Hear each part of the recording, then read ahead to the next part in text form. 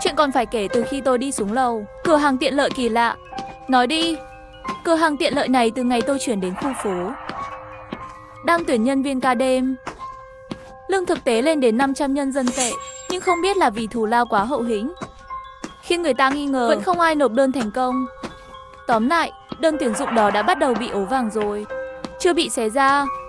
Thân chào cả nhà, không nên xem chùa đâu đó. Đăng ký hội viên, like, comment ủng hộ team nha. Và nó chứa đầy những yêu cầu kỳ lạ. Điều 1. Bảo vệ an toàn tài sản của công ty là quy tắc cao nhất. Ưu tiên cao hơn tất cả các quy tắc. Điều 2. Nhân viên bị tai nạn bên ngoài quầy thu ngân không thuộc về công ty. Điều 3. Hợp đồng nhân viên có được gia hạn sau khi hết hạn hay không, dựa trên mức độ yêu thích của khách hàng. Điều 4. Nhân viên vào cửa hàng trong giờ làm phải tuân thủ cả quy tắc khách và quy tắc nhân viên. Nếu lúc này nhân viên làm nhiệm vụ tạm thời rời đi, nhân viên khác có nghĩa vụ giúp họ thay ca. Điều 5. Khi nhân viên nhượng, đơn tuyển dụng bị xé ra chưa đến một góc. Quy tắc cuối cùng không hoàn chỉnh. Mặc dù cửa hàng này rất kỳ lạ, tôi đã thất nghiệp nhiều tháng, vẫn kiên quyết nộp đơn vào cửa hàng đó vào đêm hôm trước và đã ứng tuyển thành công nhân viên bán hàng. Mặc dù là ca đêm, nhưng tôi đã hài lòng rồi. Chúc mừng bạn đã vượt qua cuộc phỏng vấn. Tôi là Giao Giao, là nhân viên bán hàng ca ngày ở đây. Bạn chỉ cần làm việc từ 9 giờ tối đến 3 giờ sáng. Bạn có thể nhận được lương 6 tiếng, nhưng bạn phải tuân theo quy tắc nhân viên này. Đồng thời tối nay phải đi làm. Tôi đã lấy mã nhân viên và nhìn. Quy tắc nhân viên ca đêm, trời tối xin vui lòng nhắm mắt lại. Quy tắc 1, giờ làm việc khi có khách trong cửa hàng phải nhắm mắt lại cho đến khi khách rời đi.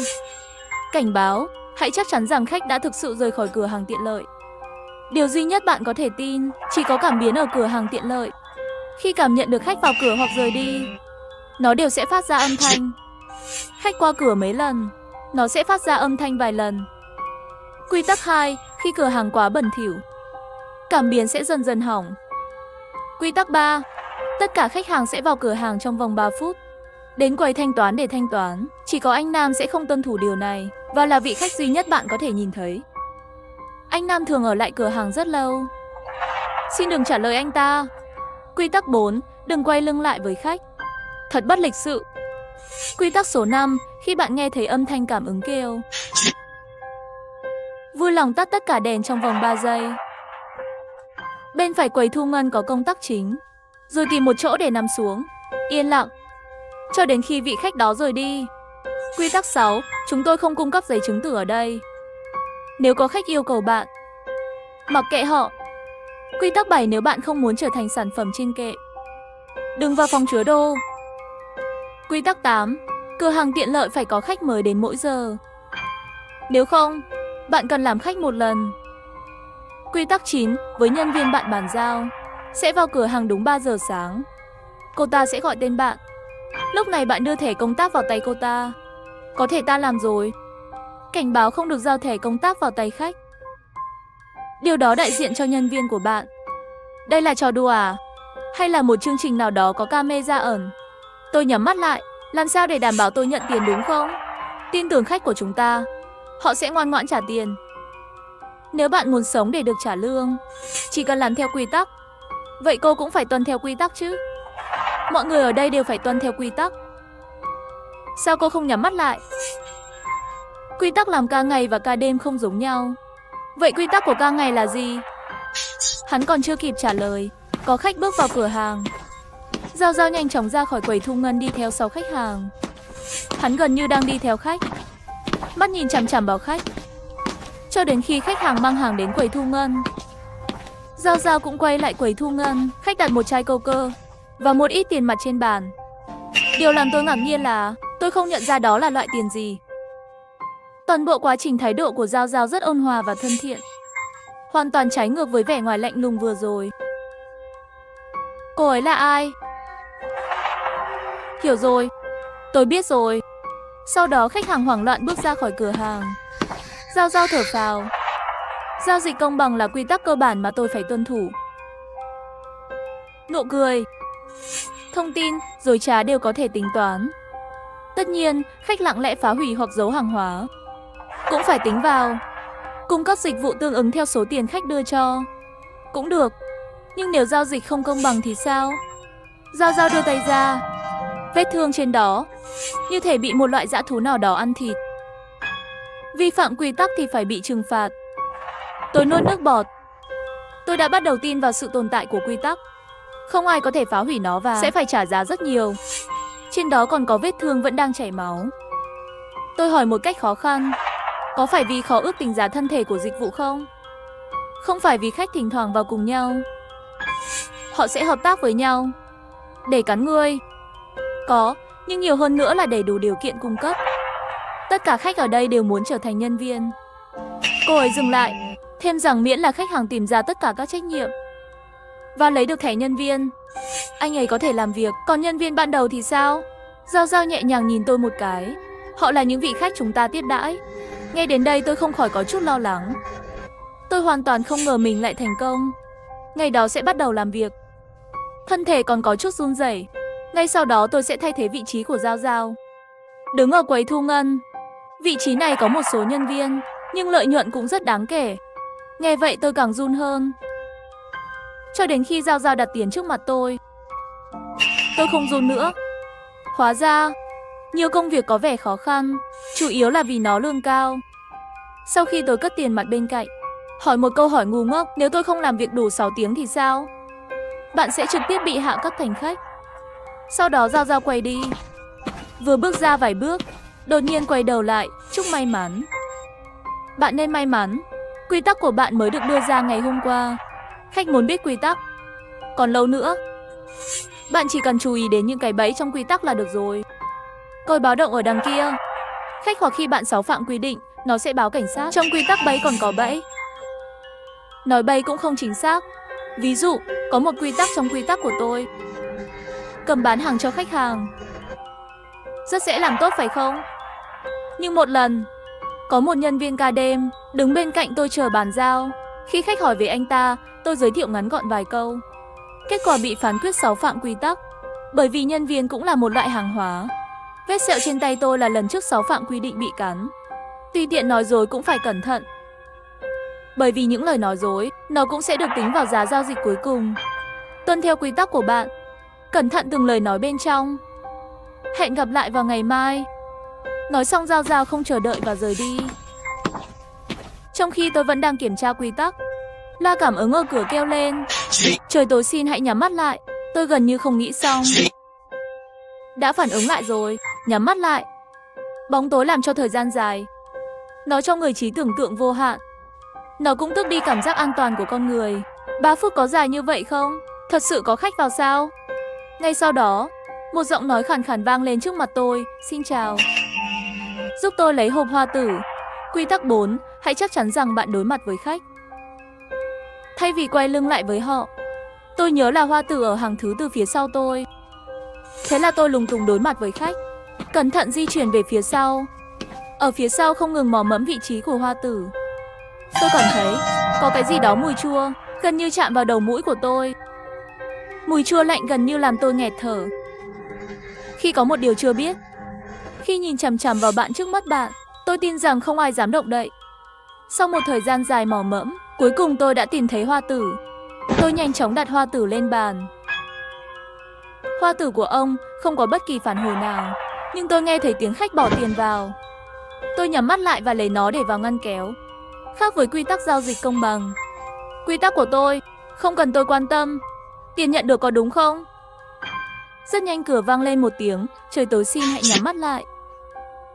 Trong lòng tôi thầm thở phào nhẹ nhõm. Lúc sắp mở mắt, đột nhiên nghĩ đến câu nói của Giao Giao: tuân theo quy tắc của bạn, cẩn thận từng lời nói bên trong. Tôi không mở mắt vì trong quy tắc có viết: hãy chắc chắn rằng khách đã thực sự rời khỏi cửa hàng tiện lợi. Điều duy nhất anh có thể tin chỉ có cảm biến ở cửa hàng tiện lợi. Khi cảm nhận được khách vào cửa hoặc rời đi, nó đều sẽ phát ra âm thanh trời tối xin hãy nhắm mắt lại. Mỗi câu của quy tắc 1 đều không có vấn đề gì. Nhưng vấn đề là nếu tiếng trời tối rồi, xin hãy nhắm mắt lại không phải tiếng khách rời đi thì sao? Nếu là khách thứ hai thì sao? Tôi lặng lẽ chờ đợi và bắt đầu suy nghĩ. Tất cả khách hàng sẽ vào cửa hàng trong vòng 3 phút. Đến quầy thanh toán để thanh toán. Tôi đã ghi nhớ câu nói này trong quy tắc. Tôi có thể thoát khỏi quy tắc. Cái quan trọng nhất của cái bẫy. 62,63 trời tối xin hãy nhắm mắt lại. Lại kêu một tiếng nữa. Đây là sau khi tôi bắt đầu đi làm. Lời chào mừng thứ tư tôi nghe thấy. Bảo thủ. Tôi quyết định đếm 200 giây trong lòng. 3 phút đã trôi qua, không có khách nào đến quầy thanh toán. Tôi mở mắt ra, trong cửa hàng có 2 vị khách. Một trong những người đàn ông có đầu nhím, đứng bên kệ, đang với tay lấy một gói khoai tây chiên. Trong khi một nữ khách khác đứng trước quầy thu ngân, ngạc nhiên và ác ý nhìn tôi. Còi báo động trong cửa hàng phát điên lên. Da đầu tôi ngửa ran, cực kỳ sợ hãi. Nó làm tôi mất khả năng suy nghĩ. Trong đầu tôi chỉ còn một ý nghĩ. Tôi quên mất anh Nam. Vị khách nữ kia gào lên khi nghe thấy tiếng động. Tôi không thể chống lại. Chỉ có thể để cô ấy cắn mạnh cánh tay tôi. Có lẽ khách cũng có quy tắc của khách. Ngay khi tôi hét lên, khi nghĩ mình sẽ bị tấn công tiếp, vị khách lạnh lùng buông tôi ra với vẻ mặt hối hận. Còi báo động cuối cùng cũng im lặng. Khách nữ hài lòng rời bỏ tôi. Tôi nắm tay ở góc quầy thu ngân. Tiếng nhai khoai tây chiên từ từ đến gần. Anh Nam xuất hiện trong tầm nhìn của tôi. Anh ta đứng bên ngoài quầy thu ngân, nhìn chằm chằm vào tôi với sự quan tâm. Bạn có cần giúp đỡ không? Tôi không để ý đến anh ta. Nam tiếp tục nói, người tên là gì? Ngày đầu đi làm, tôi cố gắng chống lại sự thôi thúc nhìn lên anh ta. Tôi lo lắng ánh mắt cũng là một loại phản ứng. Tôi nghĩ anh Nam thật đặc biệt. Nếu anh ấy vẫn yên lặng ở trong cửa hàng, sau đó anh ấy ở trong bóng tối, sau tiếng vui lòng nhắm mắt lại rồi đến quầy thu ngân tìm tôi thanh toán hóa đơn. Theo quán tính, tôi chắc chắn sẽ vội vàng trả lời. Trời tối xin hãy nhắm mắt lại. Khách mới đến nhà rồi. Tôi không động đậy. Đây là giọng của Nam. Một trong những quy tắc của bạn không thể trả lời tôi phải không? Tôi lặng lẽ đứng. Nhịp tim càng ngày càng nhanh. Hắn đang làm gì vậy? Cố gắng lý luận về quy tắc nhân viên của tôi. Mở cho tôi giấy chứng tử. Quy tắc 6. Chúng tôi không cung cấp giấy chứng tử ở đây. Nếu có khách yêu cầu bạn, đừng để ý đến anh ta. Tôi lùi lại 2 bước. Ngay lúc này, tôi đồng thời đối mặt với 2 trong quy tắc rõ ràng yêu cầu không trả lời. Đừng để ý đến khách. Điều này càng làm tôi hoảng sợ. Cô là người mới à? Sao không có phản ứng gì cả? Có thể lại đổi thủ thuật mới rồi. Người mới không cấp giấy chứng tử nữa. Người mới không được phép trả lời tôi. Cùng với tiếng lách cách của khoai tây chiên, 2 vị khách trò chuyện. Họ quen thuộc với mọi thứ ở đây. Thậm chí còn bắt đầu thảo luận về quy tắc tôi tuân thủ. Tôi bắt đầu nghĩ về quy tắc của mình. Nhưng đầu tôi gần như trống rỗng. Đột nhiên trời tối, xin hãy nhắm mắt lại. Phòng trò chuyện vẫn tiếp tục. Có vẻ như có một vị khách mới. Vài phút nữa, vị khách thứ 5 đến quầy thu ngân. Đặt cái gì trên quầy? Bao nhiêu tiền? Tôi vừa định giơ tay gõ màn hình. Khi ra hiệu cho khách tự xem giá, đột nhiên phản ứng lại. Đây không phải là giọng của vị khách thứ 5. Anh ấy giống một người nào đó đang nói chuyện với giọng trầm hơn. Hơn nữa âm thanh này còn là tôi cố ý nhớ qua. Là giọng của Nam. Tôi im lặng. Sau đó bên tai vang lên cảm xúc của anh Nam. Có vẻ người mới thực sự quy định không thể trả lời tôi. Cũng không trả lời tôi. Có thể liên quan đến việc anh cần giấy chứng tử. Bạn đã thử cái khác chưa? Nam không nói gì. Có vẻ như anh ấy không muốn chia sẻ tất cả những gì anh ấy tìm thấy. Không biết đã bao lâu rồi. 3 vị khách kia còn đang nói chuyện. Trong thời gian này không có khách mới nào vào cửa hàng. Tôi dựa lưng vào quầy để nghe lén cuộc trò chuyện của họ. Cố gắng tìm hiểu thông tin mà khách có.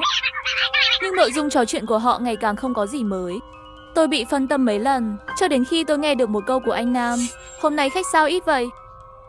Ai biết được. Chính là khoảnh khắc này, tôi đột nhiên nhớ ra một quy tắc gần như bị tôi lãng quên. Hình như có một quy tắc có viết: khi trong cửa hàng bao lâu không có khách mới, tôi phải làm khách một lần. Cụ thể là nửa tiếng hay là 1 tiếng, tôi cũng không nhớ nữa. Cuộc trò chuyện của họ kết thúc. Họ dường như cảm nhận được sự căng thẳng của tôi. Tôi cảm thấy 3 đôi mắt đang nhìn chằm chằm vào tôi. Tôi dựa lưng vào tường và bắt đầu di chuyển ra ngoài. Không thể quay lưng lại với chúng ta, phải không? Tôi nghĩ hôm nay tôi có thể là nhân viên. Ai quan tâm họ có nhìn thấy hay không? Tôi tối rồi, cánh tay vẫn còn chảy máu. Trong lòng nghĩ, chỉ cần sống qua đêm nay, tôi sẽ từ chức. Cuối cùng tôi đã đến được cửa hàng. Trời tối xin hãy nhắm mắt lại. Tôi đứng ngoài cửa hàng. Điều đầu tiên sau khi tôi có thể mở mắt, tìm một góc không có ai. Qua ánh sáng phát ra từ cửa hàng tiện lợi, bắt đầu xem lại quy tắc. Quy tắc 8. Cửa hàng tiện lợi phải có khách mới mỗi giờ. Nếu không, bạn cần làm khách một lần. Xem ra tôi nhớ không lầm. Tôi nhìn điện thoại.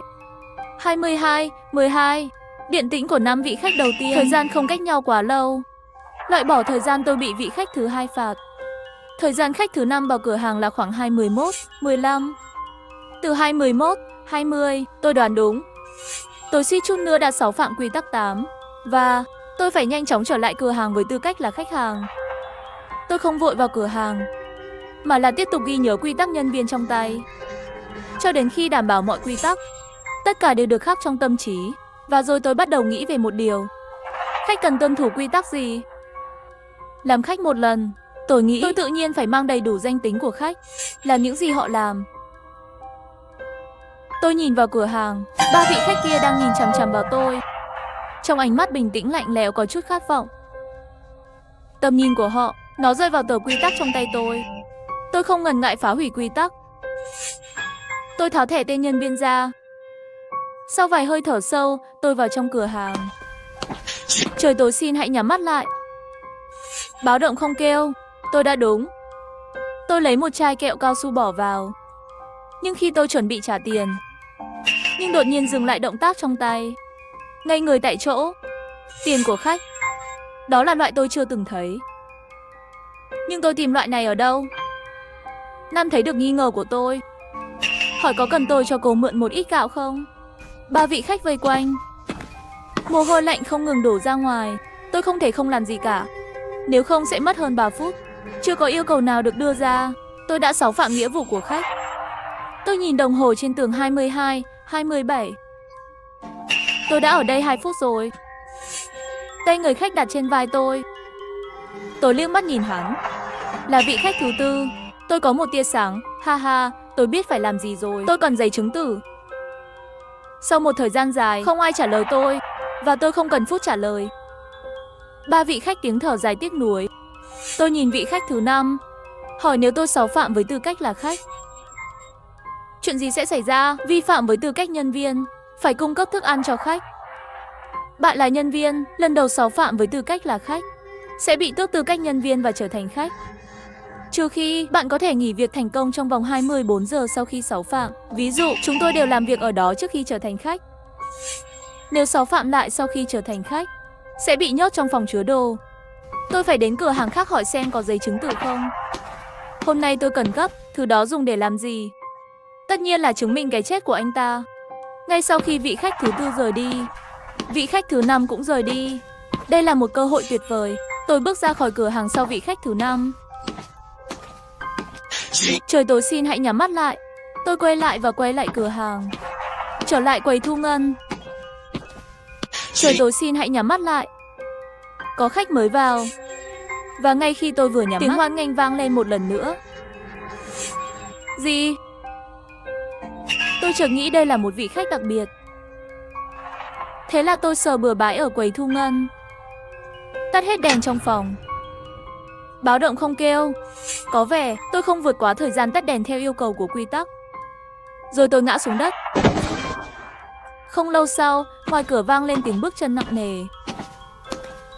Ngay sau đó, nghe thấy tiếng anh Nam hít một hơi. Tại sao Nam lại sợ hãi? Hắn có sợ vị khách đặc biệt đó không? Anh ta thậm chí không cần phải tuân thủ trong vòng 3 phút sau khi vào cửa hàng quy tắc thanh toán tại quầy thu ngân. Nhưng khi gặp vị khách đặc biệt đó, hắn cũng cần nằm xuống. Tiếng bước chân đang từng bước đi vào trong cửa hàng. Tôi cố gắng làm những gì quy tắc yêu cầu. Nằm xuống và giữ yên lặng, cho đến khi vị khách đó rời đi. Cửa hàng rơi vào yên tĩnh kỳ lạ. Dần dần tôi quên mất thời gian. Đột nhiên chuông báo động vang lên. Tôi ngạc nhiên, hóa ra là trước khi vào cửa hàng. Vị khách mới đến đây, phạm quy rồi, anh ta không đến quầy thanh toán trong 3 phút nữa. Ngay sau đó tôi nghe thấy tiếng cầu xin, tiếng rên rỉ và tiếng kéo.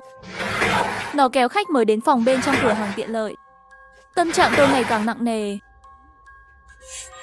Bởi vì tôi nghĩ quy tắc 5 và 8 có vẻ như ở một mức độ nhất định là như nhau. Quy tắc 5, khi bạn nghe thấy tiếng công tắc cảm ứng. Từ khi trời tối xin vui lòng nhắm mắt lại thành khi bạn làm gì? Vui lòng tắt tất cả đèn trong cửa hàng trong vòng 3 giây. Bên phải quầy thu ngân có công tắc chính. Rồi tìm một chỗ để nằm xuống, yên lặng, cho đến khi vị khách đó rời đi. Quy tắc 8, cửa hàng tiện lợi phải có khách mới mỗi giờ. Nếu không, bạn cần làm khách một lần. Nhưng vấn đề là, nếu trong vòng 1 tiếng nữa không có khách mới đến, vị khách này lại không rời đi, tôi gần như sáu phạm 100%. Sự khác biệt chỉ là tôi muốn chọn hình phạt nào, chỉ để tránh sự hỗn loạn của bản thân. Cứ mỗi 600 giây tôi lại làm lại. 600 đầu tiên, 600 thứ hai, 600 thứ ba. Nửa tiếng trôi qua, vị khách kia vẫn không đi ra. 512,513, 514,515 cuối cùng. Có tiếng động từ sâu bên trong cửa hàng tiện lợi. Sau đó âm thanh truyền về phía cửa chính. Trời tối xin hãy nhắm mắt lại, để ngăn khách không đi xa. Tôi đếm thầm 180 giây trước khi bật đèn. Trong cửa hàng chỉ có anh Nam vẫn nằm trên mặt đất và một chùi dấu chân máu. Tôi thậm chí không có thời gian để sợ hãi, mà lại nhanh chóng chạy ra khỏi cửa hàng tiện lợi rồi vào lại. Sau đó chạy đến quầy thu ngân. Tôi cần giấy chứng tử. Sau đó lại nhanh chóng chạy ra, lại chạy vào. Có lúc tôi nghĩ mình đang chơi game. Cho đến khi cuối cùng tôi trở thành nhân viên, quay lại quầy thanh toán, tôi có thời gian để nhớ lại nỗi sợ hãi đó. Điểm xuất phát của dấu chân màu máu trong phòng sâu trong cửa hàng. Hắn đã đến quầy thu ngân, đã đến bên anh Nam. Cuối cùng rời khỏi cửa hàng tiện lợi. Nam luôn cố lừa tôi trả lời. Lúc này đứng lên, hắn dường như không có tâm trạng kiểm tra tôi. Im lặng rời đi. Sau hơn 3 tiếng làm việc, lần đầu tiên trong cửa hàng chỉ còn lại một mình tôi. Quy tắc 2, khi cửa hàng quá bẩn thỉu, cảm biến sẽ dần dần hỏng. Máu trên mặt đất. Tôi phải tranh thủ thời gian này không có khách đến nhà, dọn dẹp chúng đi. Tôi nhìn quanh phòng chứa đồ. Bên trong tối đen, dường như không có ánh sáng. Ngay cả khi đèn trong cửa hàng cực kỳ sáng, tôi cũng không thể nhìn thấy những gì bên trong qua khung cửa. Nhưng tôi có thể thấy rõ tay nắm cửa sắt, vẫn còn máu trên tay. Cảnh này ai xem cũng phải báo an. Đêm khuya, cửa hàng tiện lợi 24 EU, máu, nhân viên bán hàng hoảng sợ. Ngay khi tôi lau sàn đến nửa chừng, tôi nghe thấy tiếng động trong kho. Tôi là Giao Giao, thả tôi ra. Giao Giao, đó không phải là nhân viên, ngày tuyển dụng tôi sao? Lúc này tôi mới nhận ra cô ấy còn sống, và tôi không nhắm mắt nhưng không bị trừng phạt. Cô ấy không tính là khách, hay là phòng chứa đồ không thuộc về cửa hàng tiện lợi. Tôi không định mở cánh cửa đó, nhưng nó không ảnh hưởng đến việc tôi nghe những gì cô ấy nói. Quy tắc của bạn không còn nguyên vẹn. Bạn thả tôi ra, tôi sẽ cho bạn biết toàn bộ. Tôi hát tiếp tục dọn dẹp mặt đất. Nhắm mắt, âm thanh quen thuộc, nhưng nội dung lại đơn giản, thô bạo khiến người ta choáng váng. Ít nhất tôi cũng sửng sốt một lúc mới nhắm mắt lại. Tiếng còi báo động vang lên. Tôi quay đầu lại. Vị khách kỳ lạ phía sau hét lên. Sau vài phút, tôi vừa chửi thề vừa lau sàn nhà. Tôi lại bị cắn.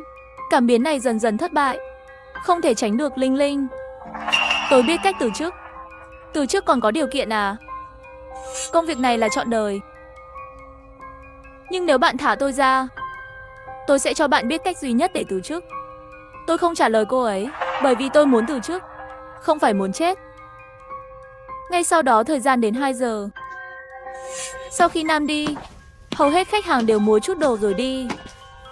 Cũng có một số khách táo bạo chạy đến phòng chứa đồ, trò chuyện với Giao Giao.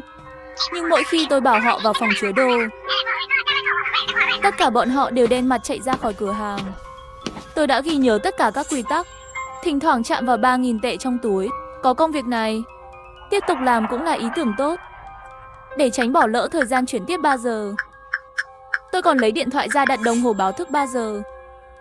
Người trong phòng chứa đồ bắt đầu liên tục đập cửa. Chúng ta đều là lương thực dự trữ của người đó. Bạn nghĩ rằng nó xáo phạm các quy tắc? Chỉ là cắn một miếng thôi. Mỗi khi bạn bị cắn, cậu sẽ phải làm thêm 1 tháng nữa. Máu đó là của bạn à? Đúng, tôi không muốn nói dối bạn. Tôi chỉ cần đến bệnh viện. Cầm máu thôi, trong quy tắc, không cho bạn vào kho chứ không cấm bạn. Không được phép để người trong phòng chứa đồ ra ngoài. Đúng không? Cô ấy nói đúng. Nhưng tôi không muốn nghe. Chỉ còn nửa tiếng nữa là tan làm. Tôi không muốn rơi vào phút cuối vì mềm lòng. Bạn còn nhớ quy tắc trên đơn tuyển dụng không? Những người trong kho đã bình tĩnh lại. Tôi đã nói rồi, mọi người ở đây đều phải tuân theo quy tắc. Nhưng không chỉ có quy tắc nhân viên cần được tuân thủ. Nhớ lại bạn trước khi vào cửa hàng. Những quy tắc trên đơn tuyển dụng mà bạn nhìn thấy, bên trong có quy tắc tối cao không? Đúng vậy, tôi nhớ ra rồi. Cô ấy nói đúng. Tôi chưa bao giờ đến cửa hàng tiện lợi này để xin việc, bị thuyết phục bởi những quy tắc và quy định kỳ lạ đó. Cái gọi là quy tắc tối cao. Tôi cũng nhớ ra rồi. Bảo vệ an toàn tài sản của công ty là quy tắc cao nhất. Ưu tiên cao hơn tất cả các quy tắc. Bạn phải thả tôi ra. Bởi vì tôi là sản phẩm, là một trong những tài sản của công ty. Nhưng bạn vào cửa hàng ngoài giờ làm việc. Cửa hàng trong giờ không làm việc, đồng thời phải tuân thủ quy tắc của khách. Và quy tắc của nhân viên làm nhiệm vụ. Có nghĩa là tôi vừa là khách vừa là nhân viên. Hiểu chưa? Tin tôi đi. Và bạn không thể đánh cược, phải không? Vậy thì bạn nói cho tôi biết, quy tắc cuối cùng được viết trên đơn tuyển dụng là gì? Khi nhân viên để một nhân viên khác xáo phạm, thì mới được nghỉ việc. Sự thẳng thắn của cô ấy khiến tôi cảm thấy yên tâm hơn một chút. Nhưng đây cũng có thể là giả vờ trung thực, lừa gạt lòng tin của tôi. Hãy để tôi xáo phạm, sau đó cô ấy tự xin nghỉ việc. Ngay cả khi tôi chỉ có vài giờ để tuân thủ các quy tắc, cũng có thể nghĩ ra nhiều cách để cô ấy khiến tôi xáo phạm quy định.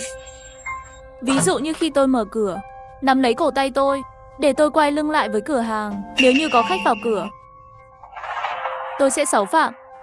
Hoặc sau khi mở cửa, nhân lúc tôi nhắm mắt, lấy thẻ ngực của tôi, lấy đi tư cách nhân viên của tôi. Sau tất cả, tôi không thể chắc chắn cô ấy bị nhốt trong phòng chứa đồ sau khi xáo phạm có phải là nhân viên không? Sau khi cân nhắc ưu và nhược điểm, tôi quyết định trở lại cửa hàng với tư cách là khách hàng, mở cửa phòng chứa đồ. Bởi vì mới có khách chạy đến cửa phòng chứa đồ. Khi nói chuyện với cô ấy, từng đập cửa phòng chứa đồ. Điều này ít nhất chứng minh khách có thể tiếp cận phòng chứa đồ. Tôi đã quyết định mở cửa phòng chứa đồ và rời đi ngay lập tức. Tôi bước ra khỏi cửa hàng tiện lợi, tháo thẻ ra. Khi chuẩn bị trở lại cửa hàng tiện lợi với tư cách là khách hàng, cứ thế đi vào. Cơ thể tôi cứng đờ trước cửa hàng. Hóa ra là anh Nam. Hắn bước ra khỏi góc siêu thị. Cậu sẽ làm gì khi vào trong? Tôi yên lặng đứng tại chỗ không dám trả lời anh ta. Bạn đã bao giờ nghĩ cô ta đã ở đó lâu rồi? Tại sao phải đến bây giờ mới để bạn mở cửa? Tôi nhìn hắn một cái, cũng không lên tiếng. Nam thở dài không sao. Tôi không thể bỏ qua cơ hội tốt như vậy. Sau đó anh Nam đi vào cửa hàng, lấy một quả dưa hấu, đi đến quầy thanh toán để thanh toán. Trong khi tôi vẫn còn nghi ngờ, nhìn thấy vẻ mặt hoảng sợ. Ký ức sống lại trong tâm trí. Tôi nghĩ đến quy tắc hoàn hảo trên đơn tuyển dụng. Nhân viên vào cửa hàng trong giờ không làm việc, đồng thời phải tuân thủ quy tắc của khách và quy tắc của nhân viên làm nhiệm vụ. Nếu lúc này nhân viên làm nhiệm vụ tạm thời rời đi, sau đó nhân viên tại cửa hàng tạm thời thay thế. Hiện tại tôi không ở trong cửa hàng, vậy lúc này Giao Giao chính là nhân viên ca đêm làm ca. Nhưng anh Nam làm như vậy có nghĩa là gì? Lúc này Giao Giao trong phòng chứa đồ đã phát điên rồi. Điên cùng đập cửa, không ngừng la hét anh Nam. Tôi và anh không có thù hận, sao anh lại nhắm vào tôi? Đèn cảnh báo trên tường cũng không ngừng nhấp nháy. Tôi hiểu rồi.